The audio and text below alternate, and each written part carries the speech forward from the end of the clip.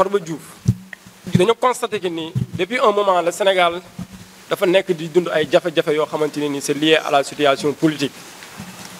te ñun ñi nga xamante ne ni ñooy ndawu Sénégal particulièrement ndawu l'Alliance pour la République di ndawu COJER ñu jàpp ni am nañ rôle boo xamante ni war nañ ko ci war a mën a jouer pour que suñu réew continuer di nekk ci jàmm pour que ñi nga xamante ne ni dañoo fas yéene teg ay jéego yoo xamante ni pour déstabiliser réew mi la ñu mën a participer activement pour loolu mën a bañ a am si suñu réew. ñu constaté que nag bi justice rendre sa décision li nga xamante ne ni moo concerné Ousmane Sonko ak Adji Sarr dañu constaté que ni dëkk bi dafa jaxasoo et la personne en question muy Ousmane Sonko di président wu Pastef amul beneen forme de lutte boo xamante ne nii la ñu adopté lu dul mooy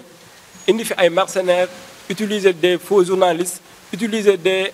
influenceurs yoo xamante ne nii kenn nekkuñu Sénégal méttiwaayu Sénégal yëguñu ko ñu ngi à l'étranger di influencer sunu jeunesse bi pour ñu génn di xeex ci mbedd mi en utilisant des forces occultes en utilisant ñoo xamante ne nii peut-être mën nañ leen a tuddee ay rebelles pour déstabiliser sunu réew te ñun Sénégal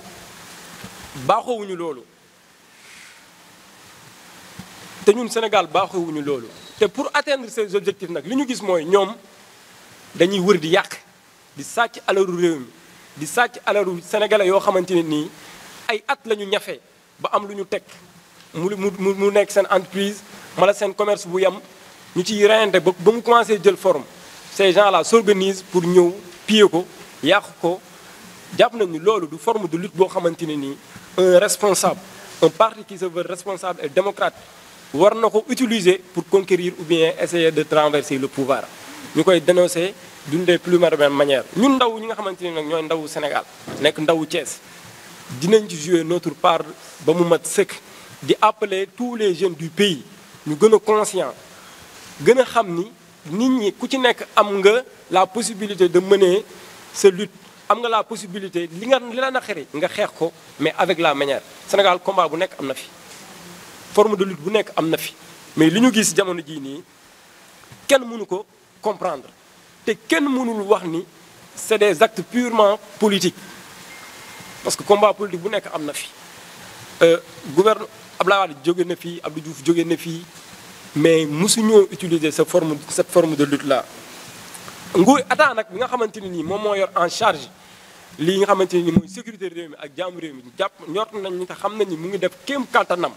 pour gën a saytu réew mi pour gën a saytu kaaraange réew mi ñu ngi ko ci encouragé di remercier en passage aussi nos forces de l'ordre ci liggéey bu am solo bi nga xamante ne ni ñu ngi koy def pour que réew mi gën a nekk ci jàmm ñu lay féliciter encore ci seen professionnalisme parce que li xew Sénégal su nekkoon dafa xew ci yeneen réew kon tey dinañu wax leneen lu dul li ñu nekk nii di wax pour ci nga xamante ne c'est des pertes en vies humaines ñuy déplorer loo xamante ne nii gisuma sénégalais boo xamante ne nii mën na ko rafet muy li xew à l'université du ma wax ni kenn mënul comprendre ñi nga xamante ne nii ñoom ils sont appelés demain ñu yor réew mi ñu yor bànqaas yi gën a am solo ci réew mi fi ñu war a taataanee xam-xam pour bu subaa bu ñu nekkee ci yenn positions yi ñu am capacité yu leen mën a permettre ñu doxal réew mi ci nu mu gën a jegee fa ñuy sàkkoo xam-xam boobu noonu ñu koy taal ñu koy yàq ñu def ci du vandalisme boo xamante ni kenn mënu ko rafetlu loolu donc ñooñu il est clair que ça loolu mënul nekk des étudiants loolu moom c'est clair parce que benn étudiant xalaatul fi ay propre dossier am nekk muy dem di ko taal benn étudiant xalaatul fi nga xam ne fii la war a sàkku jee xam-xam mu dem di ko taal loolu day renforcer nit ñi que ni y a des forces étrangères y a des forces occultes y a des rebelles yu fi ñëw dugg pour déstabiliser dëkk bi li ñu ciy gën a ñaawlu mooy c'est des hommes politiques ñoo leen di mettre dans des conditions yu war a mën a tax ñoom ñu opérer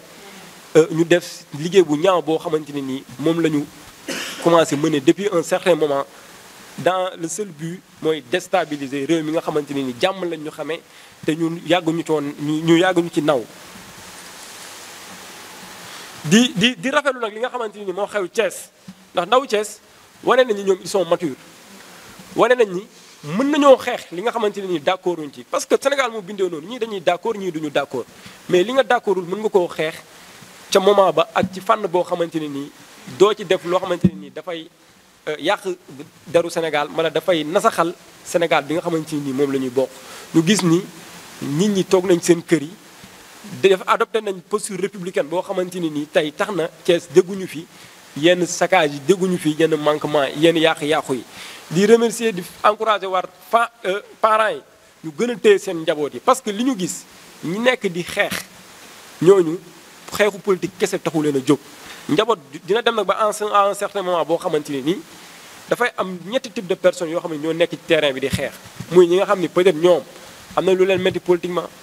am na ñoo xamante ne nii dañuy wër di jël alalu jàmbur bi loolu moo leen tax a jóg am na ñoo xamante ne nii aussi dañoo jóg pour déstabiliser pays dëkk bi mooy les forces occultes te loolu état mënul toog di croiser les bras donc parents yi nañ gën a téye seen doom yi nga xamante ne nii def ko du ñaawtee fi ñoom buñ ci desee ak force de l'ordre yi non force de l'ordre dinañ jël jumtuwaay yi war pour arrêter loolu ñu leen ci féliciter di leen ci remercier di woo responsable Alliance pour la République responsable Benno Bokk Yaakaar yëpp qu'ils s'organisent davantage pour que au sein des quartiers ak des communes ñi nga xamante ne nii dañ fay ñëw dëkkuñu fa di fa ñëw pour saccager ñu organiser wu ba nit ñi mën a def riposte bi war ndax gendarmerie ak police mënuñu nekk ci buntu kër yëpp mënuñu nekk ci quartier yëpp da ngay gis lu bëri ñoo xamante ni dañuy ñëw pour yàq si mu leen ni ñii nii amul kenn ci ñoom koo xam ne dëkk na ci quartier bi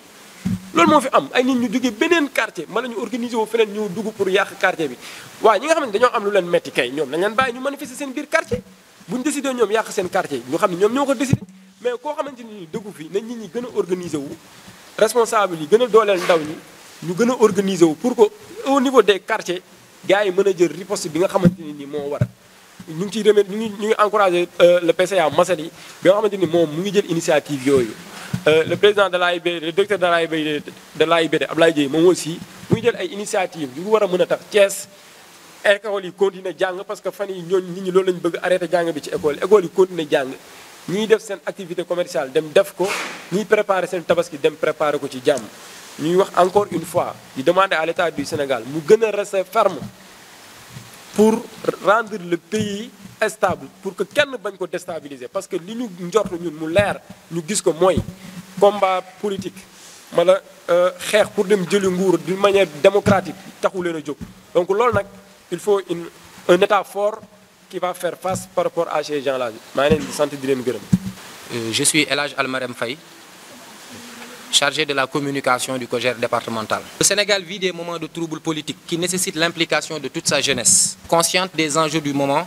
et les perspectives d'une déstabilisation politico-sociale. Dans cette optique, la COJER Thiès entend jouer pleinement son rôle politique pour la survie de la nation et la pérennité de notre modèle social. À l'issue du dossier judiciaire opposant le sieur Ousmane Sonko à la dame Adji Sarr, le Sénégal a atteint un niveau de violence politique jamais connu auparavant par la manipulation et les mensonges du président du parti PASTEF.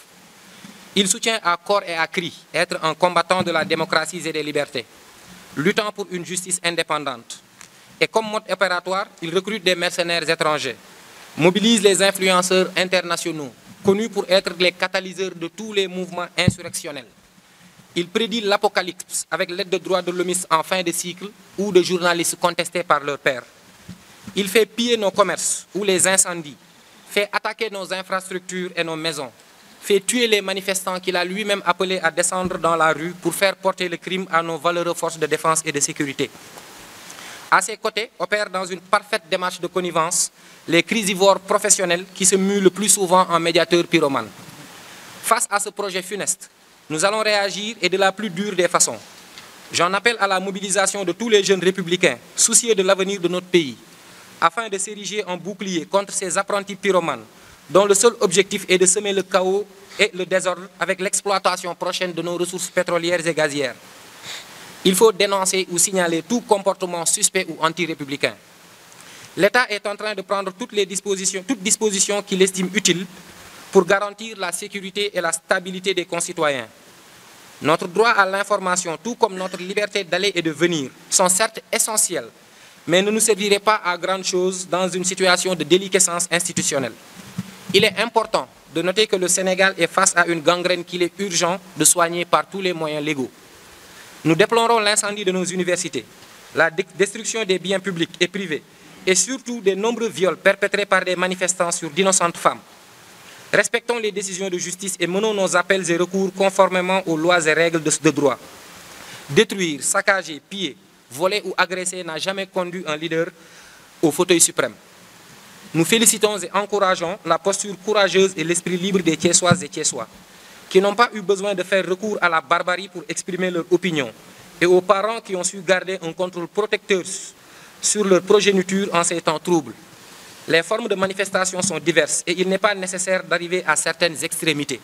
Vive le Sénégal, vive la République.